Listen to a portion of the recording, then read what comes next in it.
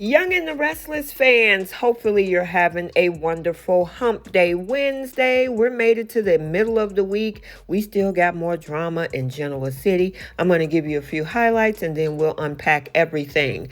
First, we see Audra giving Sally business advice. We also see Tucker trying to prove himself to Devon. And yeah, Mrs. Abbott, yeah, she wants Tucker to die. So without any further ado, let's go ahead and unpack this Genoa City drama for May 15th. So, we start off this episode finding ourselves in the midst of Chancellor Park where things are heating up faster than a summer barbecue. First off, we got Ashley's alter ego, Belle, making the moves on Alan, but yeah, he's not having any of it.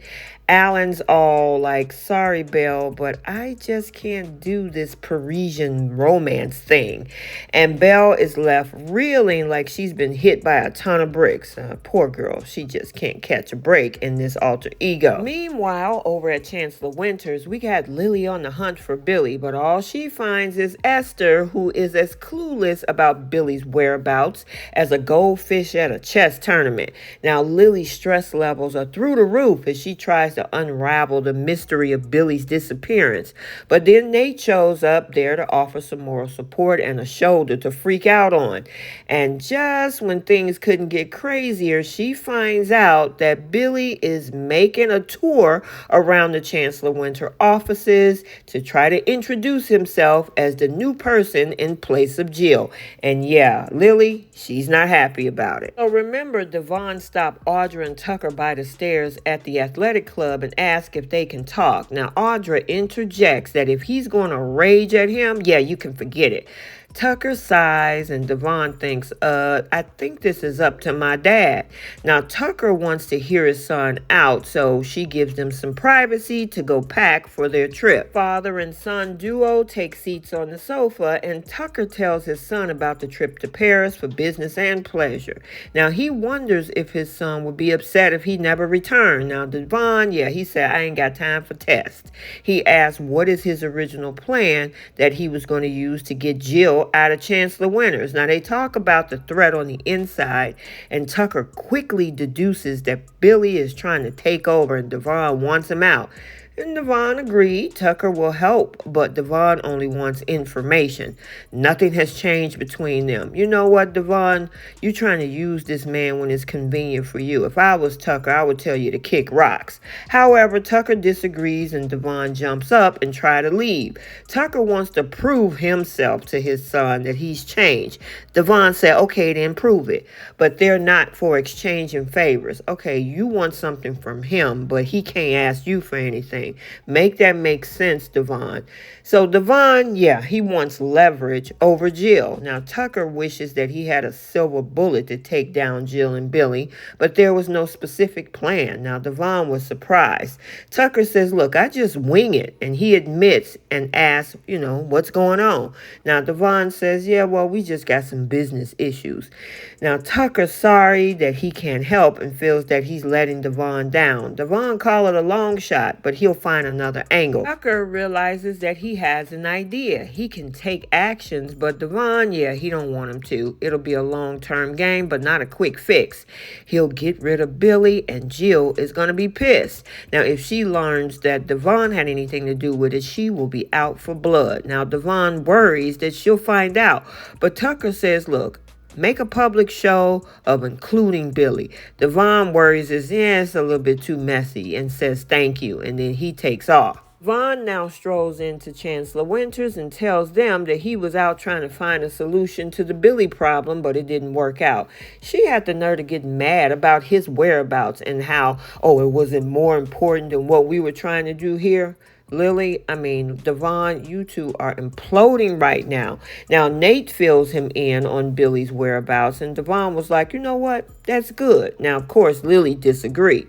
Devon says, we'll use this to our advantage, and then they can cut him off at the knees before he returns. So now we can't forget about Sally, who's grappling with some serious business woes. Now, she's torn between her dreams and the harsh reality of financial struggles. Now, luckily, Audra was there to offer some sage advice and a sympathetic ear. I guess it's like a therapy session, but with fewer couches and more designer handbags.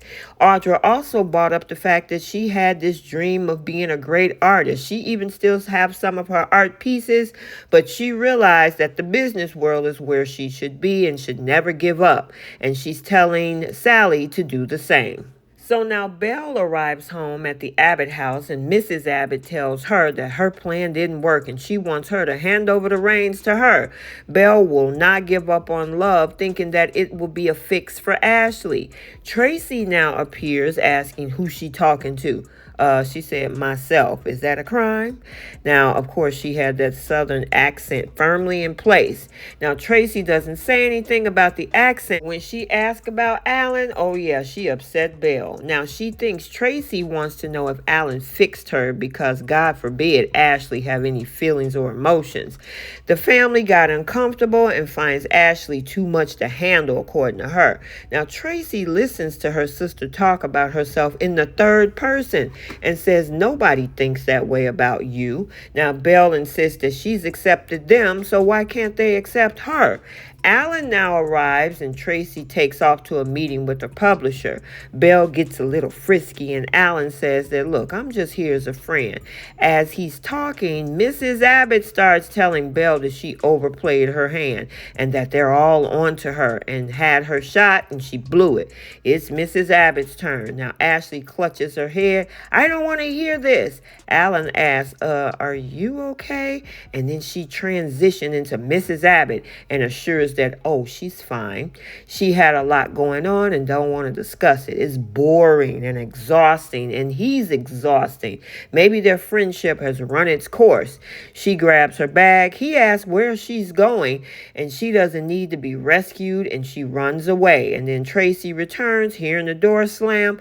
Alan tells Tracy, look, there's more than one personality here at play, and the one he just spoke to is very concerning. Now, Tracy finally realizes that her sister has multiple personalities. Alan admits it might be a little too early to call it DID, dissociative identity disorder. He's seen her flirtatious and dismissive, and the identities are a part of her. Now, Tracy asks if they're competing with each other and if they can hurt her. Alan's not sure yet, but yeah, we know they're competing, but they are developed to protect Ashley's psyche. They need to get to her in a controlled, protective environment so that they can reach the real Ashley. Then they can get her to agree to get the help. Now, Tracy is worrying, yeah, I don't know. What happens if we can't? So now over at the GCAC, Tucker goes into Audra's room and tells Audra that Devon wanted a favor, and she hopes that he didn't give it to him because Devon doesn't deserve it. Now, Tucker thinks, look, that's for me to decide. Now, he tells a lie that Devon wanted help to get Billy out of Chancellor Winters, and that if he helped him, he'll give him another chance as a father, which keeps him in town and he doesn't have to go off to Paris. And finally, just when you think things couldn't get any crazier, Mrs. Abbott going full-on supervillain, plotting the demise of Tucker McCall with all the gusto of a Bond villain. Yeah, it is a plot twist worthy of its own daytime drama spinoff. Yeah, she's ready to take Tucker out. So I'm wondering if Tucker is going to regret lying to Audra, saying that Devon had put him in a situation where he can prove himself, that he might be setting himself up for danger. Okay, so there you have it. Let's get the conversation started down in the comments section. Things are about to get wilder than a rodeo on roller skates. Yeah, we got a lot of drama. We're in this last week of May sweeps. So what do you think about the advice that Audra gives Sally? Sally has been in Genoa City all this time, coming from LA, and really haven't been able to establish herself with some form of a business. Hopefully they'll give her a new storyline that takes her in a different direction. Tucker and Devon. Now, Devon, he's only extracting information, and then Tucker decided to lie on Devon in order for him to stay into town. And I'm hoping this don't bite him in the butt. Why? Because, as I said, Mrs. Abbott, Ashley's alter ego, wants Tucker gone. Also, make sure you stay tuned for the bold and the beautiful recap also for today, as well as we see the whole situation when it comes to Poppy inserting herself into Luna's troubles, which of course add another layer of complexity to an already tense situation that she might be pregnant. Liam grows increasingly concerned about Deacon's presence and his situation with Sheila and how it potentially poses a threat. And yeah, he's not happy with Deacon's newfound joy. Make sure you like, comment, and subscribe. Turn on your notifications so you're notified every time a video is posted. And until the next one, we'll see you all soon. Bye, guys.